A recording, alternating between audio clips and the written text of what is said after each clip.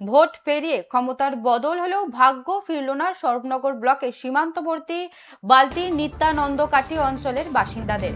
বেহাল রাস্তা ও দুর্বল সেতুর জেরে স্তব্ধ যোগাযোগ ব্যবস্থা, ফলে চরম দুর্ভোগের শিকার হচ্ছে 30,000 সীমান্তবাসী। বাংলাদেশ ও সোনাই নদী বেষ্টিত এই এলাকায় যোগাযোগের একমাত্র রাস্তা ছিল 2006 সালে চালু হওয়া DN 35 বাস রুট, কিন্তু 2017 সালে সোনাই নদীর কংক্রিটের ব্রিজটি প্রশাসন দুর্বল ঘোষণা করায় বারাসাতগামী এই বাস পরিষেবা ধাক্কা খায়। এরপর বিথারি বলফিল্ড থেকে বালতি ব্রিজ পর্যন্ত 4 কিলোমিটার বেহাল রাস্তা দিয়ে ঝুঁকি নিয়ে বাস চলাচল করছিল। বছর 2 আগে রাস্তা সংস্কারের টেন্ডার ও কাজ শুরু হলেও অজানা কারণে তা মাঝপথেই বন্ধ হয়ে যায়।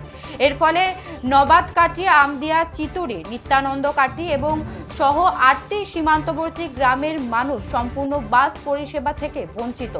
বিপাকে পড়েছেন কলেজ পড়ুয়া, নিত্যযাত্রী ও রোগীরা। জেলা সদর বা হাসপাতালে যাওয়ার বিকল্প না থাকায় অতিরিক্ত খরচ ও ভোগান্তি বেড়েছে সাধারণ মানুষের। দ্রুত সমস্যা সমাধানে মুখ্যমন্ত্রী ও সংশ্লিষ্ট দপ্তরের জরুরি হস্তক্ষেপ দাবি করেছেন ক্ষুব্ধ এলাকাবাসী।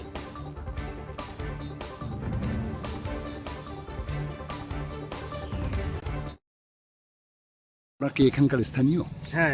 আচ্ছা, এই যে রাস্তা যেটা শহরের জেলা সদরের সাথে সংযোগ করে, এই রাস্তাটা এই রাস্তা কি অবস্থা?